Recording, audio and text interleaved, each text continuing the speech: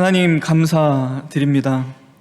하나님께서 또 기회 주셔서 하나님의 말씀을 듣고 읽는데 도움이 되는 교육을 우리에게 허락해 주셨습니다.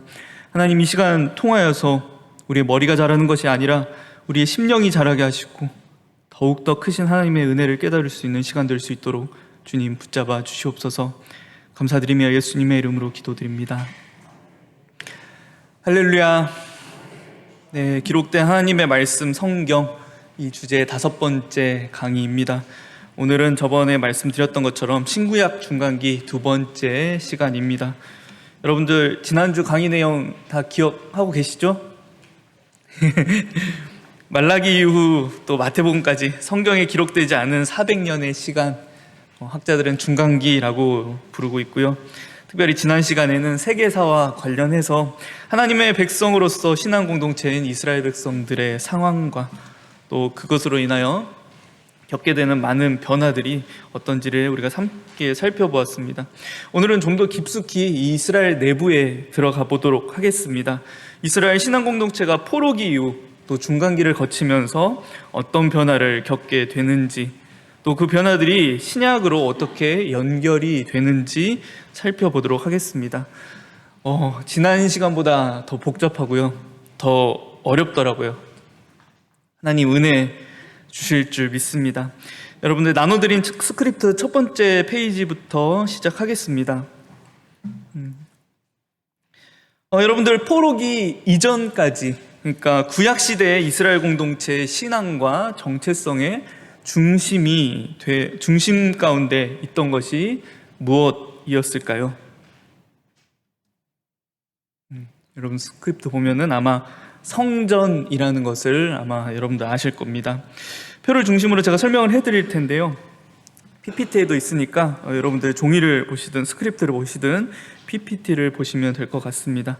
다윗에 의해 준비되었고 솔로몬에 의해 7년 반 만에 지어졌 솔로몬 성전, 이스라엘 백성들에게는 하나님 임재와 영광의 상징이었다라는 거죠. 특히 이스라엘 백성들에게 있어서 이 하나님의 임재, 하나님의 실존은 그들 신앙에 있어서 굉장한 신앙의 고민이었습니다.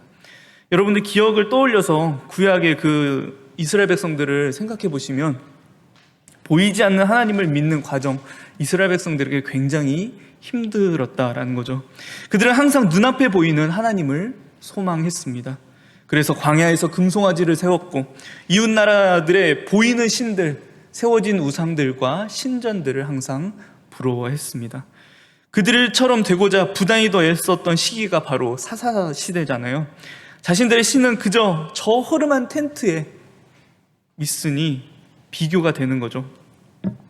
그러한 이스라엘 백성들의 그 하나님에 대한 실존의 고민 가운데 세워진 것이 바로 솔로몬 성전입니다. 이 솔로몬 성전은 이스라엘 백성들에게 굉장한 의미입니다. 여러분들 성전이 어떻게 지어졌나요? 여러분들 성전이 지어지는 것을 보시면 동원된 그 노동자의 수가 15만 명이라고 합니다. 그런데 역대상에서는 그 이스라엘에 거류하는 거류민들, 그러니까 이방 민족들이죠, 이들이 노동력의 다수를 차지하고 있음을 이야기하고 있습니다. 거류민들, 이스라엘 민족들과 함께 사는 이방인들인데요, 대부분의 노동력이 그 이방인들로 채워졌다라는 것. 또 모든 건축 재료들 또한 이웃 나라들의 가장 최상급의 재료들, 건축 재료들이 사용됩니다. 거기에 성전 내부는 대부분의 장소가 황금으로 둘러싸여 있어요. 성전 봉헌식에는 하나님의 임재의 상징인 구름이 가득 찼다라고 성경이 이야기됩니다. 이스라엘 백성들에게 성전의 그 위용과 화려함이 꼭 흡사 하나님을 보는 것 같은, 하나님처럼 느껴지는 것이 이 솔로몬 성전이었다라는 거죠. 동시에 국력의 상징이기도 한 거죠. 그것을 짓기 위해 사용된 노동력이 이방인이고 또 모든 재료들이 이방 나라의 것이니까요. 이 솔로몬 성전은 이스라엘 민족의 신앙과 정체성의 전부이기도 했습니다. 여러분들, 이 성전 무엇을 하는 곳인가요? 속죄를 위해 제사, 제의가 이루어지는 곳입니다. 그런 이 제사를 주도하는 누구의 역할이 중요해졌을까요? 네, 제사장들의 역할이 중요해집니다.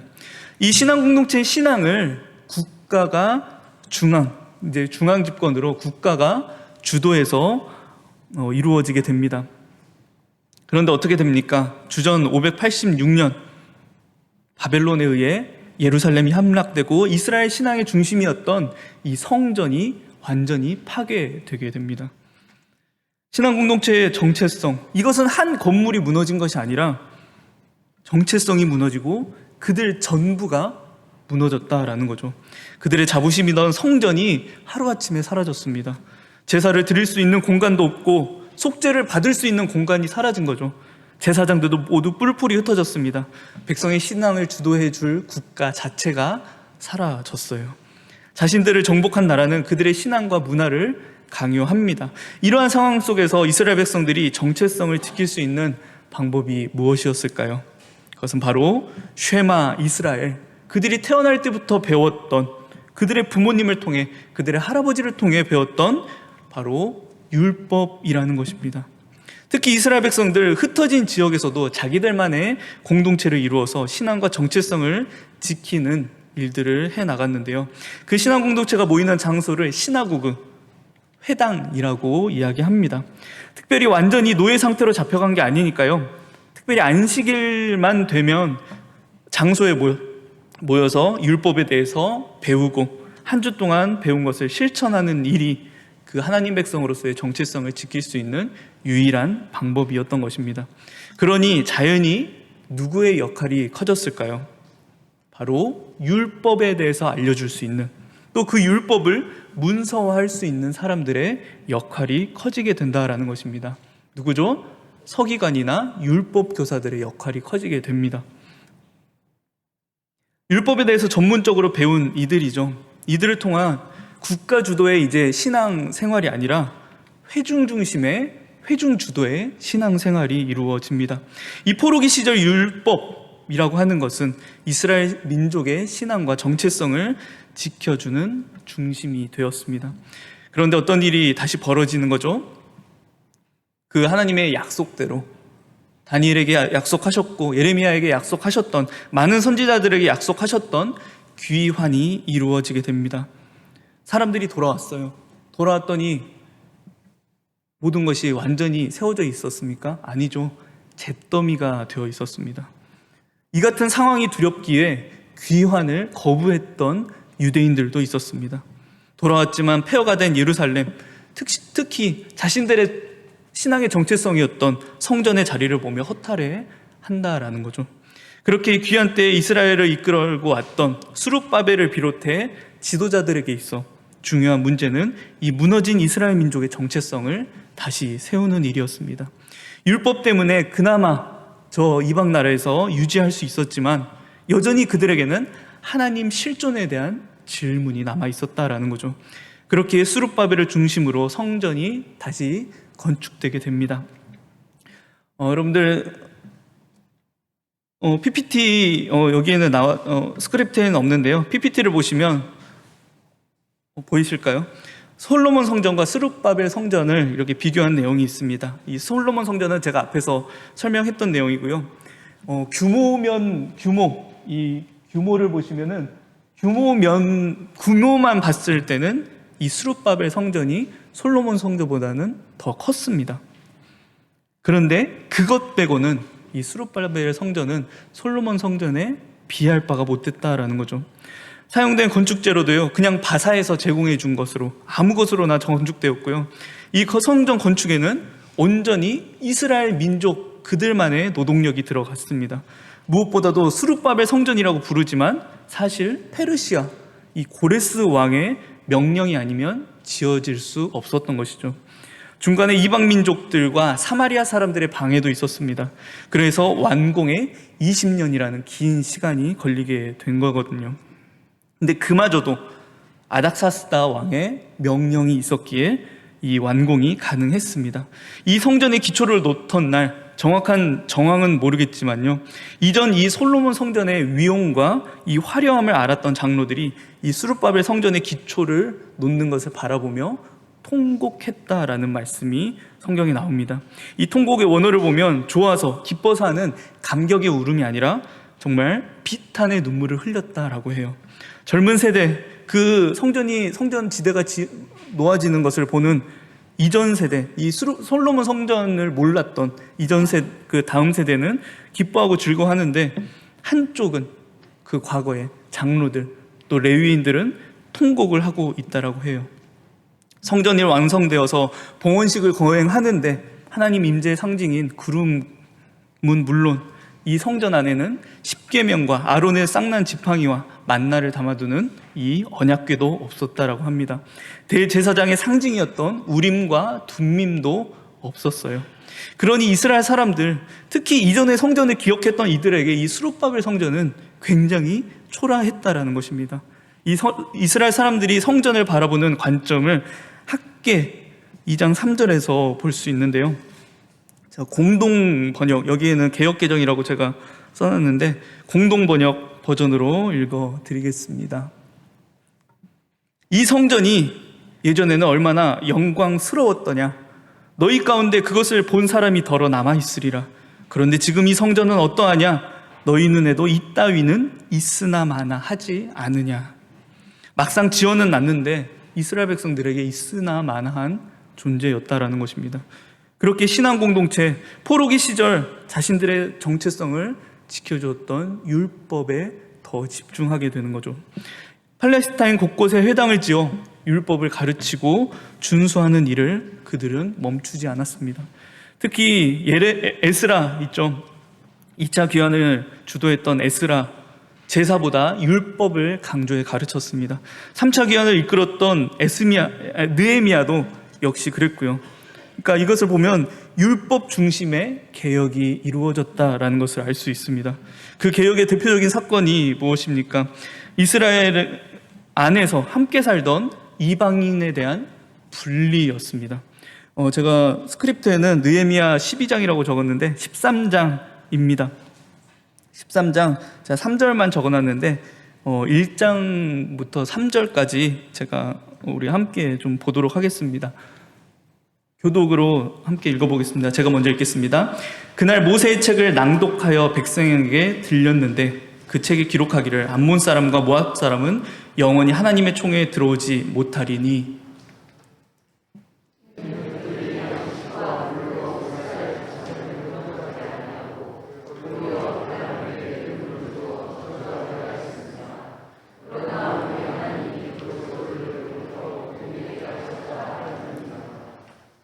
(3절) 말씀 함께 읽겠습니다. 백성이 이 율법을 듣고 곧 섞인 무리를 이스라엘 가운데서 모두 분리하였느니라.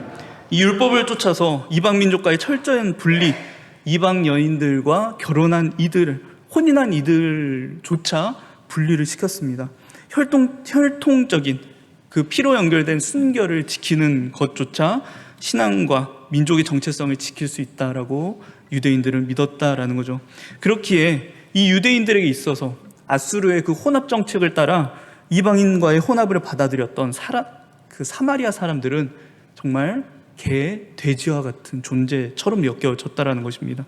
바벨론의 예루살렘 함락과 포로기, 이스라엘 신앙 공동체에게 있어서 그 신앙의 중심을 이전에 성전에서 율법으로 바뀌게 했다는 것입니다. 포로기 이전까지 그들의 정체성은 제사를 통해 이루어지는 속죄와 은혜의 공동체였다면 이 포로기 이후 철저한 율법 준수와 분리로 이루어지는 의의 공동체가 되는 것입니다. 이 같은 상태의 중간기에 들어가게 됩니다. 이스라엘 백성들 자신의 눈앞에 놓여 있는 율법을 지키긴 하지만 그래도 성전은 성전이잖아요. 그 성전을 바라보며 하나님께 질문하게 됩니다. 말라기 2장 1절 새번역 버전입니다. 한번 읽어보시기 바랍니다.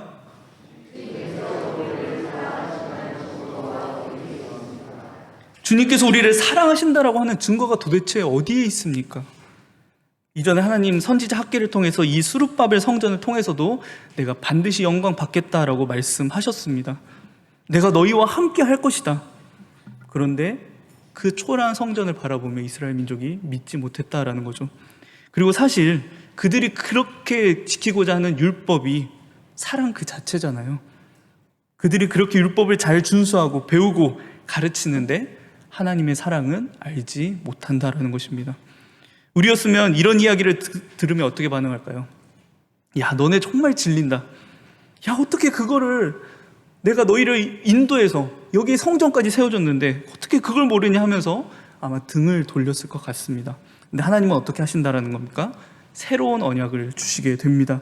말라기 3장 1절 말씀, 보라 내가 내 사자를 보내리니 그가 내 앞에서 길을 준비할 것이요 또 너희가 구하는 바 주가 갑자기 그의 성전에 임하리니. 성전에 임하실 메시아, 그리고 그 길을 준비할 엘리야와 같은 사자를 보내실 것을 하나님께서는 약속하십니다. 이스라엘 민족, 바로 자기의 눈앞에 있는 그 사랑을 보지 못하고 암울한 질문과 새로운 소망을 가지고 중간길을 시작하게 됩니다. 그리고 우리가 지난주 세계사를 나누면서 우리가 살펴보았던 상황들이 펼쳐지게 되는 거죠. 그 강한 알렉산더 대왕, 프톨레미우스, 셀류커스, 셀류시드, 헬레니즘 문화 앞에서 신앙과 생존에 도전을 받게 되는 이스라엘 신앙 공동체, 그 외세의 강력한 힘과 문화에 대한 공격에 이 신앙 공동체의 질문은 더 강해질 수밖에 없습니다. 하나님께서 우리를 사랑하신다라는 증거가 도대체 어디에 있습니까? 주님께서 우리를 사랑하신다라는 증거. 더군다나 이 프톨레미오스 왕조, 셀류쿠스 왕조가 이스라엘을 다스리는 시대는 어땠어요? 저 예전 신앙의 가장 기초, 중심이라는 사람, 대제사장, 그 자신들의 신앙을 이끌어 주어야 하는 그 종교 지도자마저 왕조, 세상의 좌지우지 되는 것입니다. 정말 그들이 보기에는 하나님이 침묵하시는 것 같은 그 상황 속에서 이스라엘 백성들이 자신들의 안정을 위해 하는 일이 무엇이었을까요? 율법, 특정한 사람들에 의해 다루어졌습니다. 서기관, 율법 교사들. 그러니까 이게 쉽게 빨리 퍼져 나가야 되는데, 그리고 어린아이도 또 아주 율법을 잘 모르는 사람도 쉽게 이것을 받아들여야 되는데 그게 쉽지 않았다라는 거죠. 그래서 문학과 교육을 통해 율법의 정신을 일반 백성들이 쉽게 접할 수 있게 합니다. 특히 구전, 전통, 유전이라고 이야기를 하는데요. 이 율법의 원리를 시대의 생활 패턴에 맞추어 적용하는 것입니다. 그러니까 율법이 세분화가 되기 시작하는 거죠. 우리도 그렇잖아요. 이 시대가 변해갈수록 헌법의 내용과 범위, 세분화가 이루어집니다. 유대인들도 마찬가지입니다. 이 유전, 이 전통이라는 것이 후에 유대인들이 예수님을 공격하는 수단이 됩니다. 마태복음 15장 내용입니다. 제가 먼저 읽어드리겠습니다. 그때 바리새인과 서기관들이 예루살렘으로부터 예수께 나와 가로되, 다음 읽어주시기 바랍니다.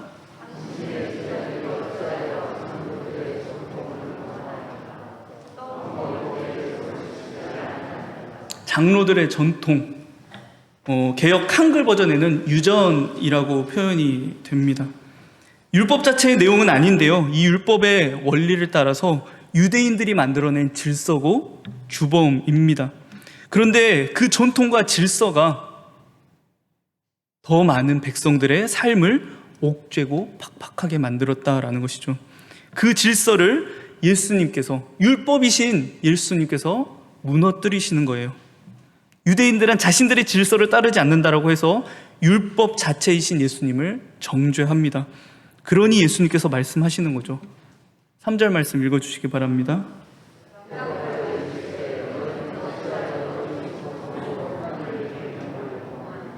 또한 이 구전율법, 유전을 문서화시키고 다양한 문화 속에 담는 것, 그것이 바로 외경이라고 합니다.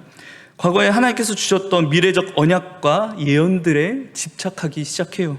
삶이 팍팍하니까 묵시에 대한 관심이 늘어가게 됩니다. 그래서 묵시문학이 발달하게 됩니다. 우리나라도 마찬가지였죠. 일제시대 모든 것이 막혀있을 때, 우리나라의 민족정신이 바닥을 치기 시작할 때 발달했던 것이 문학이었습니다. 시와 소설들이 발달했죠. 또 삶이 참 팍팍했던 1900년대 후반 잘못된 종말론들, 묵시론들이 우리나라를 어지럽게 만들었습니다. 비슷한 내용입니다. 이스라엘 민족들도 정체성이 흔들리고 삶이 팍팍하니까 문학으로 다가가게 되는 거죠. 그래서 여러분들 보이시려나 모르겠는데 외경이라는 것이 있고요. 또 위경이라는 것이 있습니다. 해서 외경은 15권으로 이루어져 있는데 여기에서 에스드라 상하와 우리가 지난주 잠깐 보았던 이 마카베오 상하가 묵시문학에 해당합니다. 유대인들은 이 외경을 제2경전으로 부르고 굉장히 중요하게 생각하고요. 로마 카톨릭에서도 이 외경을 포함시켜서 인정합니다. 해서 공동 번역에는 이 외경에 대한 자료들이 들어가 있거든요. 이 외경은 역사적 자료나 배경 지식을 아는 데는 유용합니다. 분명. 근데 신약 성경의 내용과 상당 부분 반하는 그 신학과 상반되는 부분이 있기 때문에 개신교에서는 인정하진 않습니다.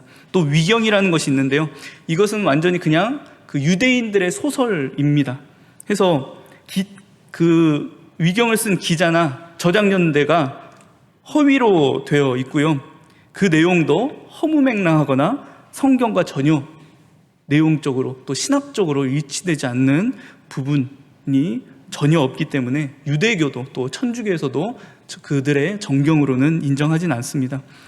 이런 상황 속에서 안티오쿠스 4세로부터 성전이 돼지피로 더럽혀지는 사건, 우리 전에 나눴었죠. 또 제우스 우상이 세워지는 사건이 일어납니다. 유대인들은 정체성이 또 다시 한번 흔들리게 됩니다. 그런데 한 제사장이 등장하게 되는 거죠. 많은 유대인들이 헬레니즘 문화에 쓰러져가는 그때에 또 철저한 율법 준수를 외치며 제국에 대항하고 영적인 또 육적인 순결을 강조했던 하시딤이라는 집단이 있었습니다. 율법의 열성이었던 서기관이나 율법교사의 비중이 상당히 많았겠죠. 율법을 철저히 지켜나가고자 하는데요. 지금 그 두 번째 페이지 하고 있습니다. 국가는 당연히 그들을 보호해 줄 수도 없었고 신앙의 중심 역할을 하던 제사장들 역시 믿을 만한 존재가 아니었다라는 거죠. 오늘 말씀 가운데 들으셨던 것처럼 그 제사장직, 대제사장직을 돈으로 주고 사고 파는 일들이 벌어졌습니다.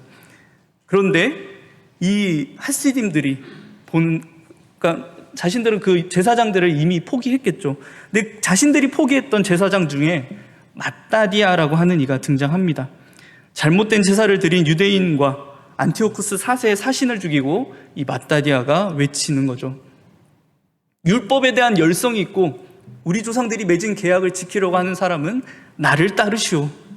이에 많은 하시딤들이 마따디아를 따르기 시작합니다. 하지만 마따디아는 이 항전 초기에 죽게 되고요. 그의 아들 유다 마카베오가 이 하시딤들을 이끌어 많은 전투에서 승리하게 되죠. 그리고 주전 165년 또는 164년 성전을 다시 탈환하게 됩니다. 지난주 나눴던 마카비 전쟁의 내용입니다. 이 사건은 헬레니즘 문화에 정말 나약하게 쓰러져 가던 이스라엘 민족의 정체성을 다시 일깨워주는 잊었던 언약들과 예언들이 그들의 마음속에서 불이 타기 시작합니다. 말라기 예언을 생각하며 주의 사자와 성전에 임하실 메시아를 기대하게 되는 거죠.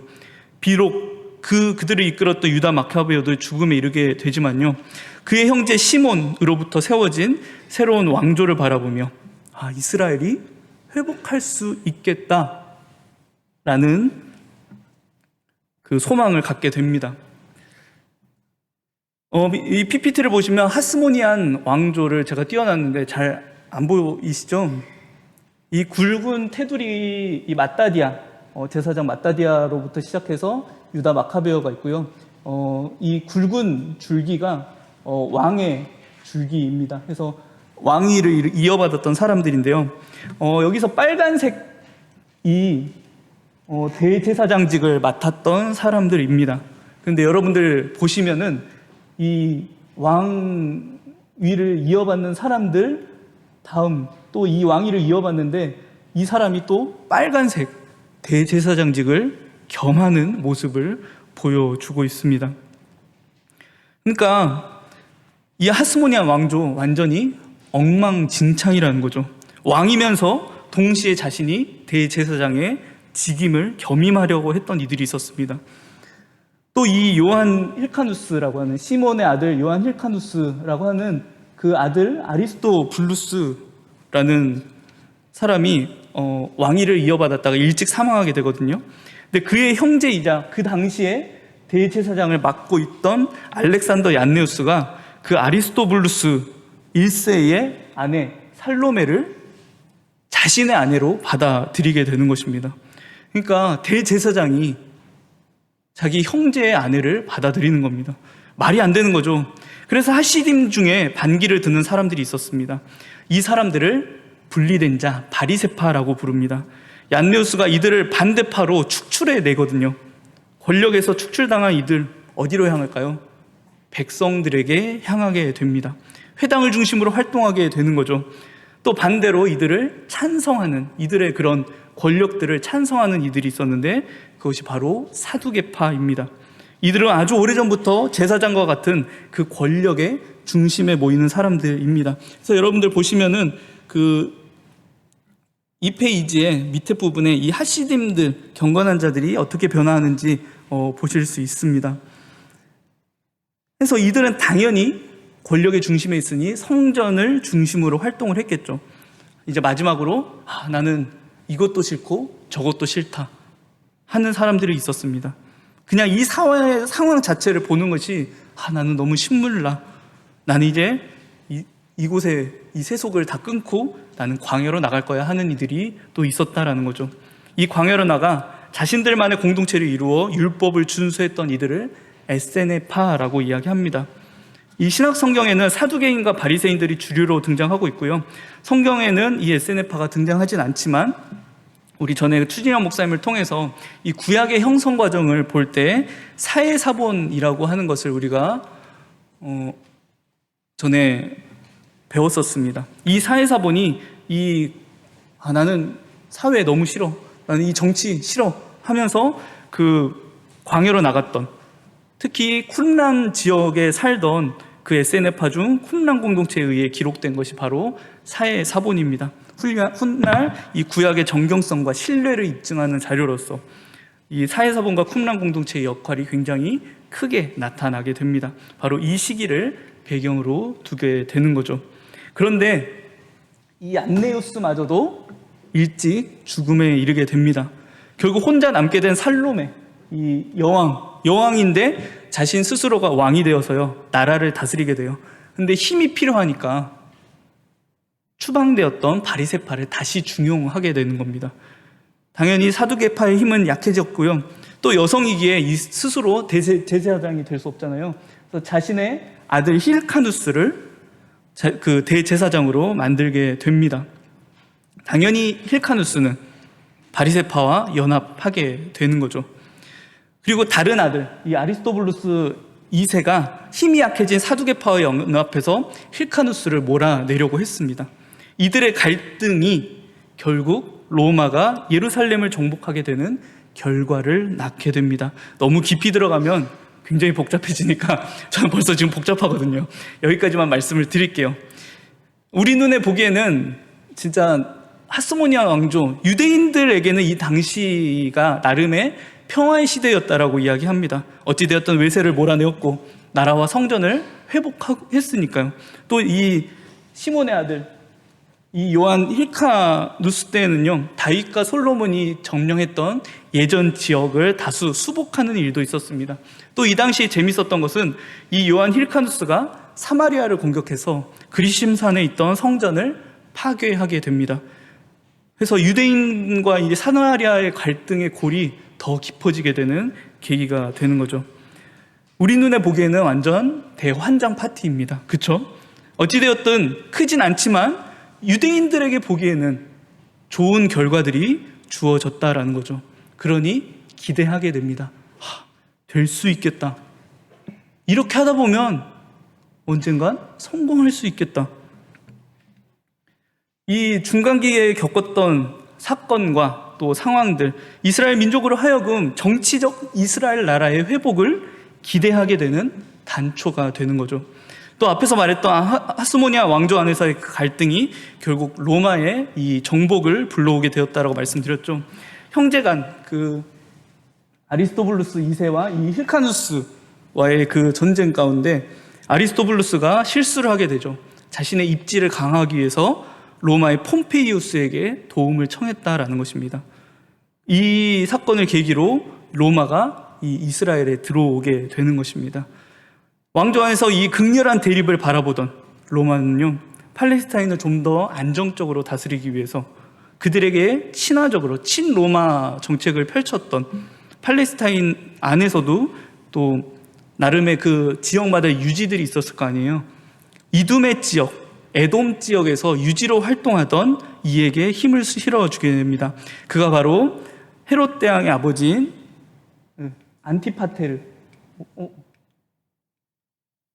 안티파테르입니다.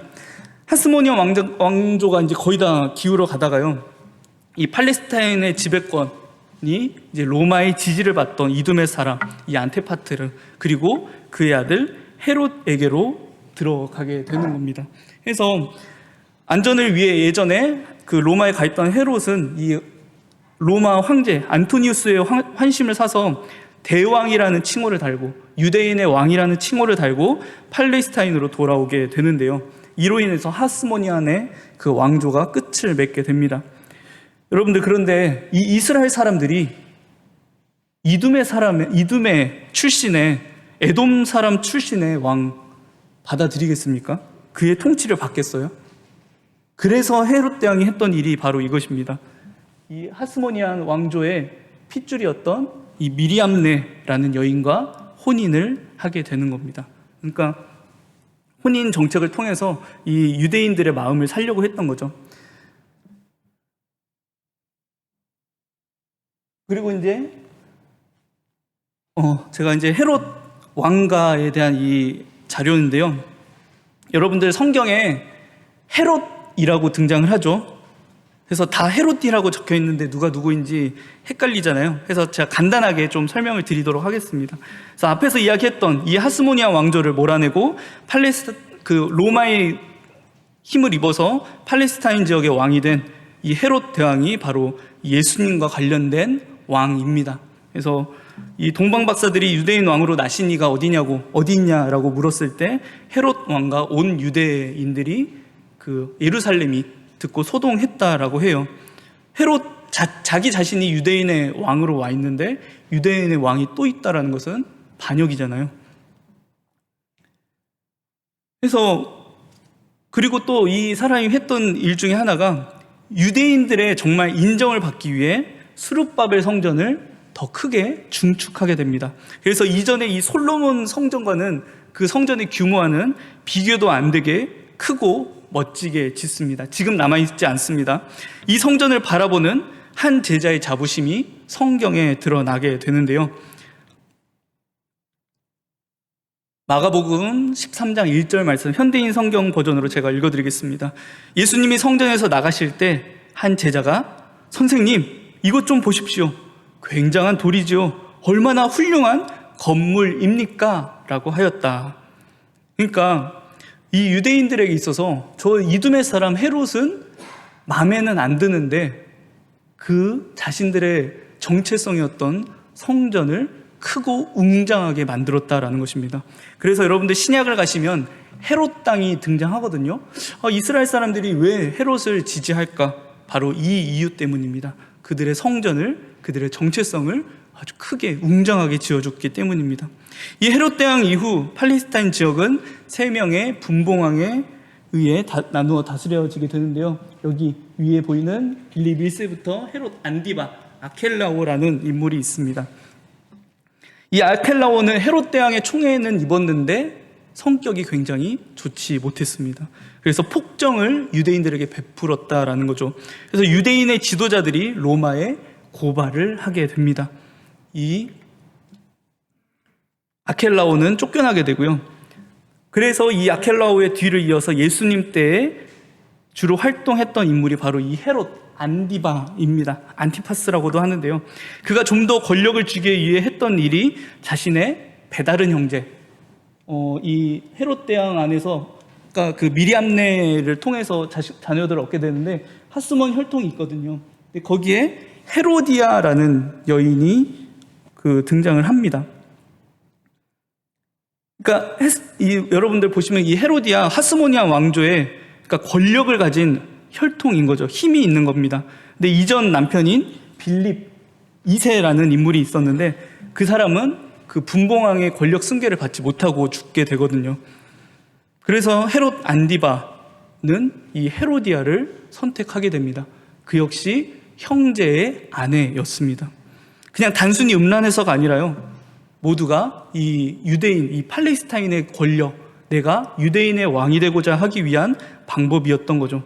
하지만 세례 요한이 이 일을 비판하게 되고 결국 이 헤롯 안디바가 세례 요한을 죽이는 왕이 되게 됩니다. 헤롯 대왕에 이어서 유대인의 왕으로 불린 이는 헤롯 아그리파 1세거든요. 이도 하스몬 혈통입니다. 로마의 이 칼리굴라라는 그 황제의 지지를 받아서 분봉왕이었던 삼촌들을 다 물어내고 자신 스스로 혼자 유대인의 왕이 되거든요. 근데 후에 사도행전에서 사도 야고보를 칼로 처형한 왕으로 등장을 합니다. 또 결국 자신을 높이는 백성들 앞에서 교만을 떨다가 벌레에 먹혀서 죽게 되는 왕, 그 사람이 바로 헤롯 아그리파 1세고요.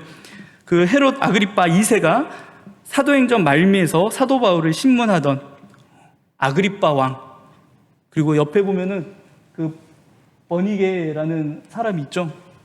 이 사람은 또 그러니까 형제 간에 또 남매 간의 결혼이 이루어지는 겁니다. 그래서 이 이튿날 아그리파 버니게가 크게 위험을 갖추고 와서 천부장들과 시중에 높은 사람들과 함께 접견 장소에 들어오고 베스도의 명으로 바울을 데려오니, 여러분들 복잡하죠? 그런데 누군지만 그냥 간단히 알고 있어도 여러분들 성경을 보시는 눈이 더 넓어지게 되실 겁니다. 그렇다면 여러분들 헤롯 왕조, 참 앞에 그 하스모니아 왕조만큼이나 문제가 있었던 이들인데요, 여러분들 다 문제만 있었던 사람들일까요? 여러분들 이 아래쪽을 보시면 아리스토블루스라는 사람이 또 등장합니다. 여러분들 이름이 막 겹치죠.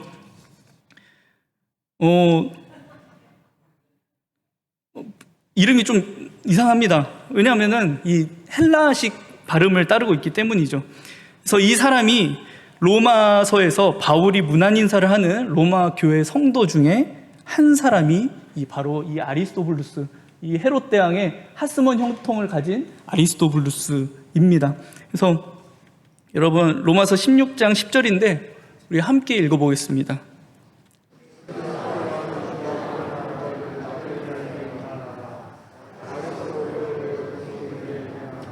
여기서 이 아리스토블로가 이 아리스토블루스입니다. 그래서 헤롯 가문 전체가 온갖 부정한 방법으로 권력을 쥐기 위해 혈안이 되어 있던 그때, 그렇기 위해서 로마의 황제를 퀴리오스 주로 고백하는데요, 그 가운데서 이 사람만은, 또 이 사람의 권속 가족만은 복음을 영접하여 예수 그리스도를 주로 고백하게 된다는 것입니다. 그도 아마 팔레스타인 지역으로 갔다면 분명 한 권력을 쥘 수 있었던, 분봉왕 아니면 잘하면 유대인의 왕도 될 수 있었는데요, 그는 모든 것을 내려놓고 예수를 주로 고백하게 됩니다. 그래서 우리 다시 이제 유대인들에게로 눈을 돌려봅시다. 우리 세 번째 스크립트를 한번 볼까요? 신약시대의 이해관계라는 부분인데요,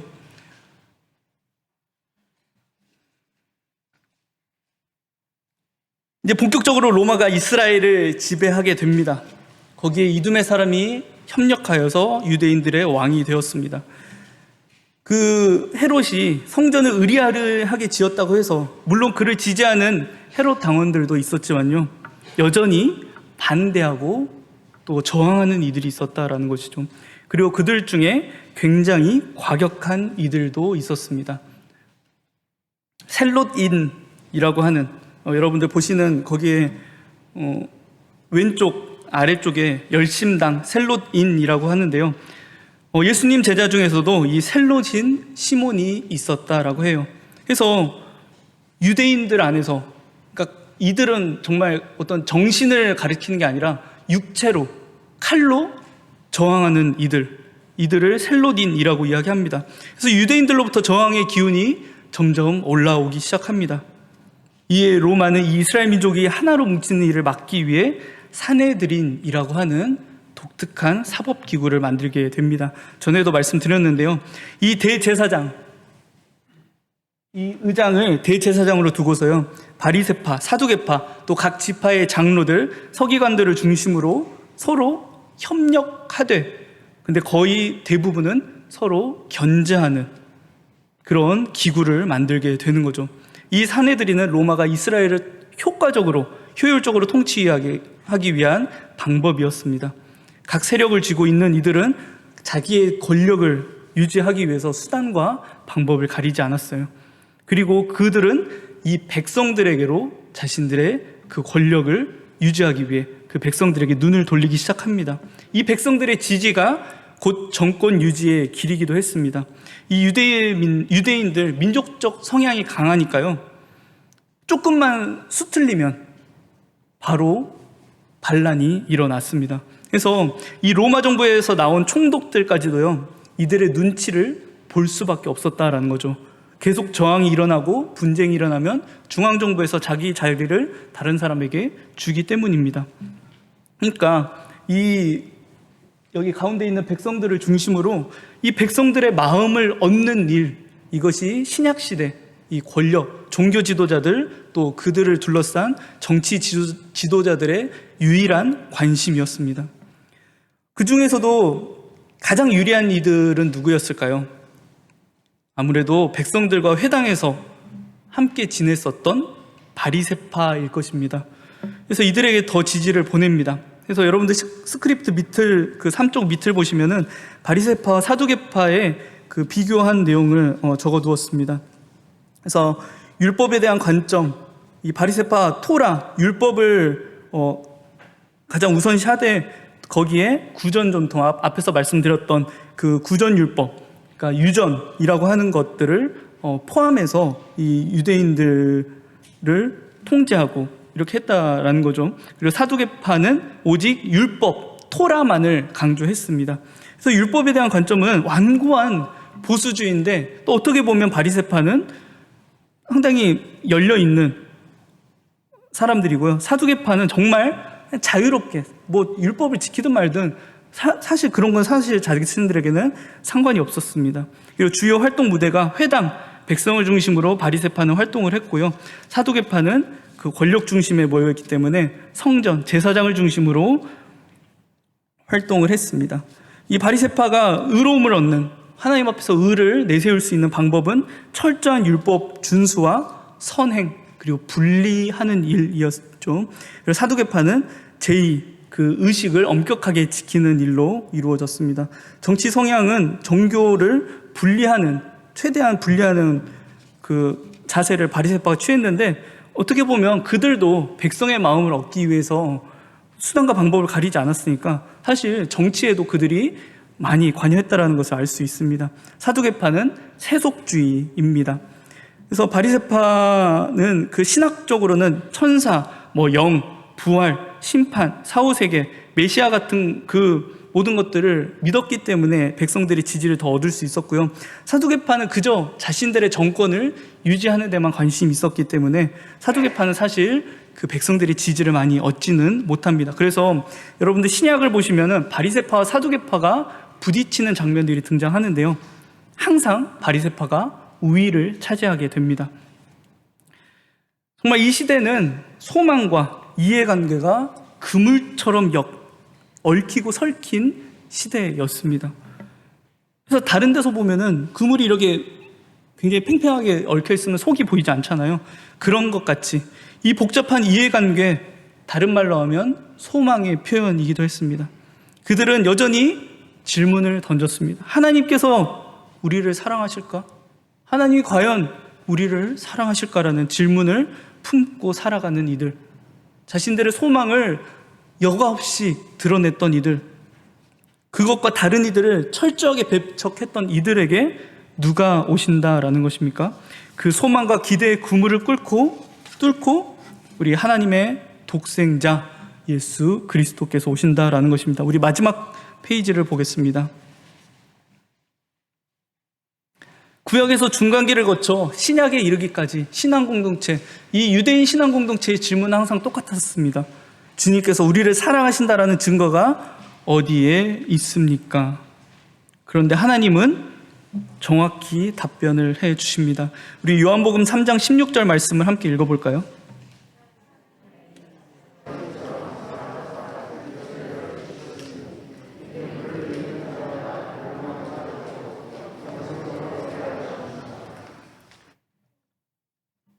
내가 너희를 사랑한다는 증거, 내가 너희에게 가겠다. 내가 너희의 그 모든 소망을 뚫고 내가 너희에게 가겠다라고 하는 것. 하나님이 이 세상을 이처럼 사랑하사 독생자를 주셨으니 그분이 예수 그리스도입니다. 중간기 시대를 거쳐오면서 강하게 자리 잡았던 유대인들의 소망, 이스라엘의 정치적인 회복입니다. 그들은 언제나 정치적 다윗, 정치적 메시아, 유다 마카베와 같은 그리스도를 꿈꿔왔습니다. 세상에 흔들리는 제사장, 저 이둠의 헤롯 왕조, 바리새인과 사두개인, 그들은 그저 권력을 얻기 위해 갈등을 겪는 이들, 권력층에 지칠 대로 지친 백성들의 마음이었습니다. 그런데 나사렛 예수라고 하는 한 인물의 소문이 들려오는 겁니다. 사두개파와 바리새파 누구도 예수님의 권위에 눌려 함부로 하지 못한다라고 하고요. 막 그들을 혼내시는 예수님의 소식이 들려옵니다. 그 질문을 가진 백성들에게, 저 종교 지도자들에게 이미 질릴 대로 질려 있는 이 백성들에게 그 예수님이라는 존재는 아주 신선한 충격이었다라는 거죠. 그렇게 해줄 것 같은, 그렇게 우리나라를 정치적으로 회복시켜 줄 것 같은, 저 바리새파도 아니고 사두개파도 아니고 대제사장을 통해서도 아니고 저 왕조, 저 로마를 뛰어넘어서 이 나라를 회복시켜 줄 것 같은 예수님이 등장했습니다. 그러면 이 이해관계 속, 이 정치 세력들의 입장은 어땠을까요? 백성들의 무한한 지지를 받기 위해 예수님은 섭의 1위 대상이 되는 겁니다. 그래서 처음에 그들이 예수님을 향하여 끊임없이 구애하고 찾아갑니다. 그런데 바리새인들에게는 전통과 질서를 따르지 않는 예수님이 눈에 가시가 되기 시작합니다. 사두개파에게는 툭하면 성전을 무너뜨리겠다, 내가 성전이다라고 말씀하시는 예수님, 적그리스도처럼 보이는 거죠. 헤롯 왕조로서도 많은 사람들이 따라다니며 유대인의 왕이라고 부르는 저 예수가 껄끄럽기 그지없는 것입니다. 그러니까 여러분들, 그렇게 서로 대립하고 견제하며 서로를 정말 못 잡아먹어서 내가 정말 섬김받기 위해서 서로를 누르는 그 사람들이 이 예수님 한 명 잡기 위해 하나가 되기 시작하는 거죠. 여러분들, 근데 이 예수님을 향한 유대인의 소망, 이스라엘의 정치적 회복입니다. 그래서 유대인들이 예수님께 묻습니다. 요한복음 10장 24절 말씀, 유대인들이 에워싸고 이르되 당신이 언제까지나 우리의 마음을 의혹하게 하려 하나이까? 그리스도이면 제발 밝히소서. 이르되 나의 두 아들을 주의 나라에서 하나는 주의 우편에 하나는 주의 좌편에 앉게 하소서.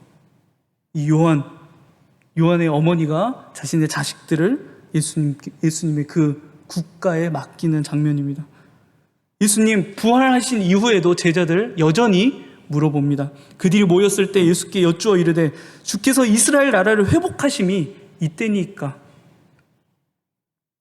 그런데 예수님께서 이 땅에 오신 목적이 무엇이죠? 여러분들, 우리 마태복음 20장 28절 말씀 함께 읽겠습니다.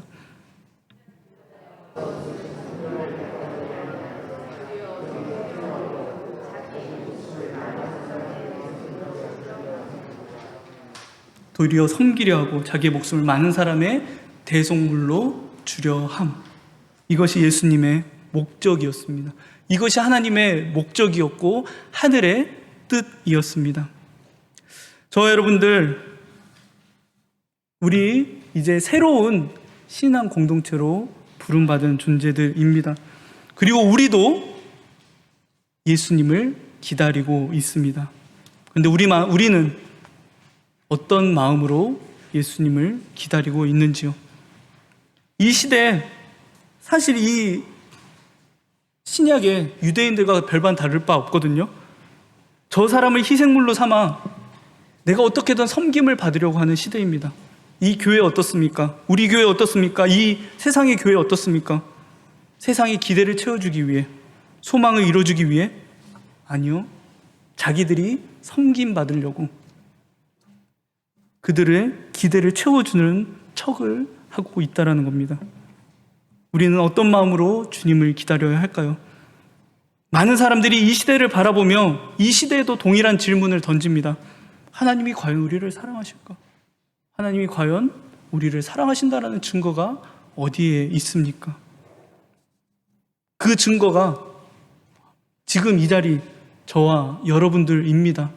우리가 독생자 예수 그리스도의 복음을 받아들였고 예수님처럼 이 땅에 오신 그 목적을 이루기 위해 예수님을 이 세상에서 드러내는 사명을 받은 사람들입니다. 우리도 이 땅에서 섬김을 받는 것이 아니라 도리어 섬기는 사람들이어야 합니다.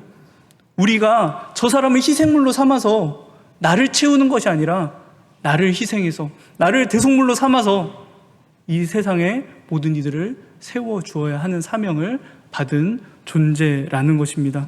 이 세상에 많은 소망들이 있지만 하나님께서 우리를 사랑하신다라는 그 한마디, 독생자를 이 땅에 보내셨다. 우리 그 사실 정말 간절히 우리 마음에 두고 우리도 예수님처럼, 우리도 예수님의 그 목적, 이 땅에 오신 목적대로 우리도 그렇게 살아가기를 정말 소망합니다. 여러분들 이 중간기 이스라엘 백성들을 바라보시면서 아마 이 느낌이 드셨을 것 같아요. 이들의 모습이 우리의 모습이구나. 이 시대의 모습이구나. 그렇다면 우리는 어떻게 해야 될까? 우리는 어떤 마음으로 예수님을 기다려야 할까? 내 소망을 이루기 위해, 내가 섬김받기 위해? 그게 아니라 그 독생자로 오신 예수 그리스도를 전하며 우리가 도리어 섬기고 우리가 도리어 희생하는, 십자가를 지는 그런 사명을 감당해야 할 줄 믿습니다.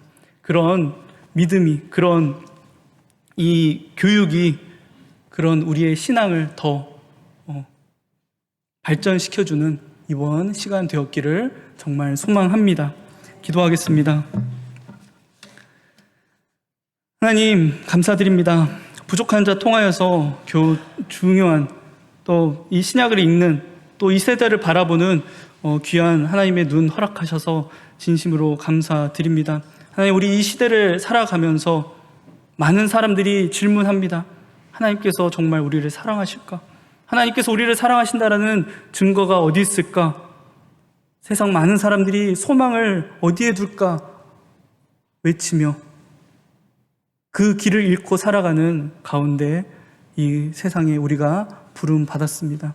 하나님, 우리 독생자 예수 그리스도, 그분이 유일한 소망임을, 그분이 유일한 목적임을, 그분께서 목적하셨던 바 도리어 섬기고 대속물로 자신을 주고자 하는 그 예수님의 사명이 이 땅을 살아가는, 예수 공동체로 살아가는, 예수님을 증거하며 살아가는 우리들의 삶 가운데 온전히 드러날 수 있도록 주님 붙잡아 주시옵소서. 우리를 통하여서 많은 사람들이 우리를 섬기기 위해 찾아오는 것이 아니라 우리가 섬기기 위해 그들을 찾아가는 이번 한 주 될 수 있도록 주님 붙잡아 주시옵소서. 감사드리며 예수님의 이름으로 기도드립니다. 아멘. 하늘에 계신 우리 아버지여, 이름이 거룩히 여김을 받으시오며 나라가 임하시오며 뜻이 하늘에서 이루어진 것 같이 땅에서도 이루어지다. 오늘 우리에게 일용할 양식을 주시옵고 우리가 우리에게 죄 지은 자를 사하여 준 것 같이 우리 죄를 사하여 주시옵고 우리를 시험에 들게 하지 마시옵고 다만 악에서 구하시옵소서. 나라와 권세와 영광이 아버지께 영원히 있사옵나이다. 아멘.